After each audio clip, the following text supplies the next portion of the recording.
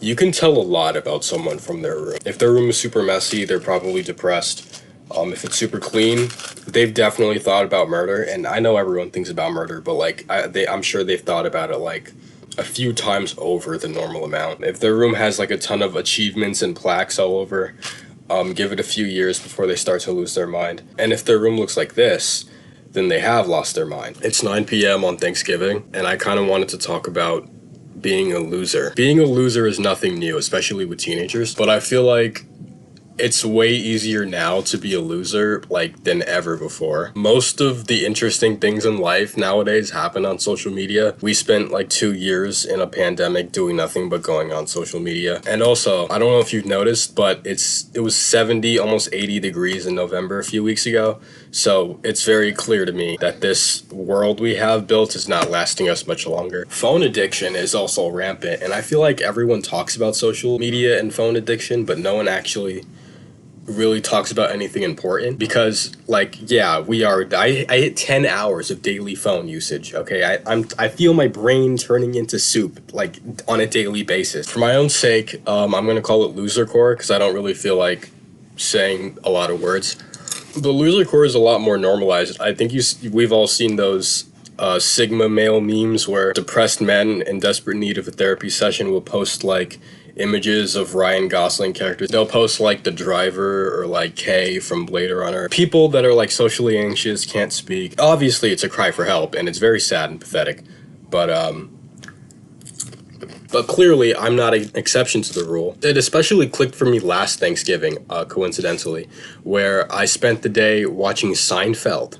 Like it was like a very self-aware moment where I kind of just stopped in my tracks and I'm like, I'm watching Seinfeld right now. Like I was 16 at the time. It's Thanksgiving and I'm sitting in my room watching Seinfeld. By that point, it was 5 p.m. It was completely dark. It might have been midnight. You know, I honestly have no sense of time anymore. You could tell me we're in April right now and I would have to check my phone to disprove you. But I feel like whenever people talk about kids being, you know, losers or hermits or socially anxious or spending all their time in their room, they're always covering the most basic service level crap. Like the way I see it from personal experience and from what I've seen, kids are bored. Like kids are bored.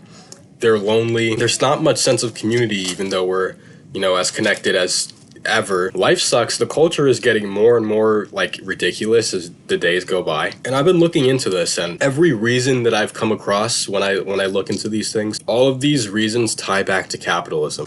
Anyways, look, check this out. This is cool.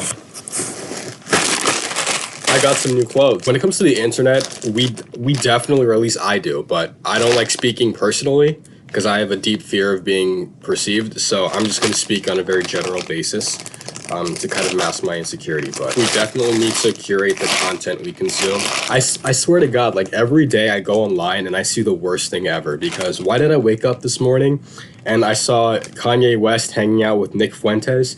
Now, that's likely my fault for waking up on Thanksgiving and immediately checking Twitter. But waking up to see one of your personal creative heroes hanging out with a literal Nazi is not the greatest way to spend a holiday morning. But this is... What I say about capitalism, it's awesome, right? This shirt is from Pleasure, one of my personal favorite brands.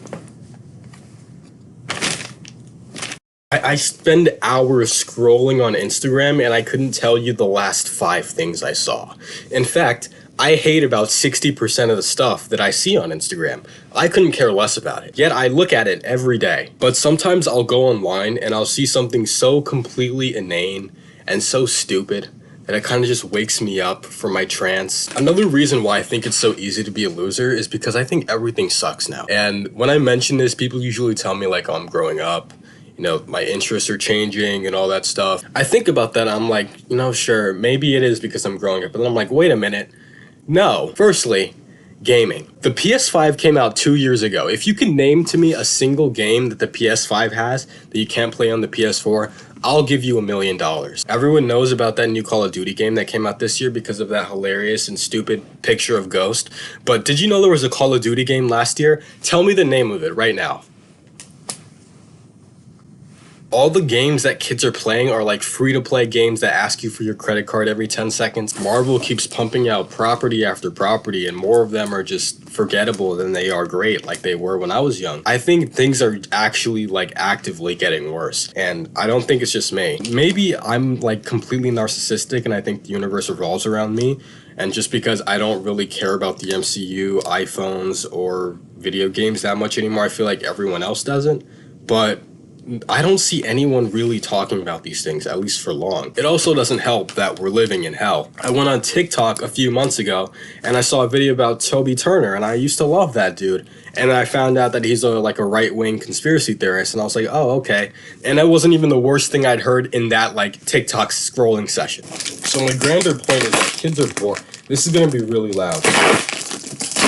The world that has been built for kids to look up at is so incredibly mundane nowadays. As for solutions, I have none. I think kids are bored because they're also ignored, because parents have to go to work to provide for the families and keep the roof over their heads. And I feel like kids are just very, very bored, and we end up doom scrolling for hours. I feel like human brains were not designed to see the amount of stupidity we see on a daily basis. A few weeks ago, I saw a headline that read something roughly. I don't know exactly what it said, but I'm not going to go out and look for it again. Are you out of your mind? It said something like 6ix9ine speaks on Kanye West meeting with Andrew Tate on a podcast. Like, it was literally the worst combination of words in the English language. It's also surprising how many times I engage with topics that I couldn't care less about, and then like in the middle of getting into some ridiculous argument with someone I'll never see again, I just kind of realized like I don't care. Like I it's hard to curate what you see online, because if it were up to me, I would delete my Instagram. But when the culture is kind of making you feel like you're missing out on things, it's hard to say no to that. I was happy when Elon Musk bought Twitter. Let's talk about this. I was happy when Elon Musk bought Twitter. Not because I think he's smart, or a good person, or he had good intentions, or that he particularly knew what he was doing. It would give me a reason to get off. But then I realized that a series of unfortunate, expensive events would continue happening to him every single day, and I'm just like, I can't miss that.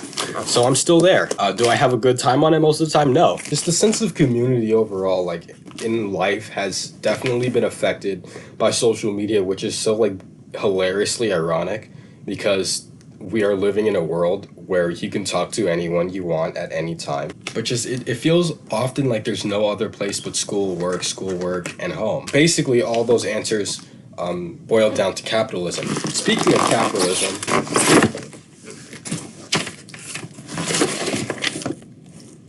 you know what? I take back everything I said about capitalism.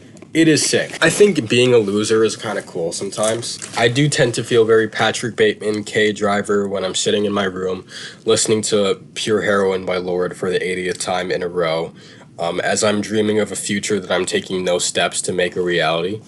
But to all my fellow, everyone watching, whether you're about to be a teenager, you are a teenager, or you were a teenager, and you're kind of in the same position I am, where you're like in a very strange limbo, where you're kind of doing things without intention and you're looking at things you don't care about. You're doing online shopping every single day. This is sick. Your entire life cannot exist in your room. It can't exist online.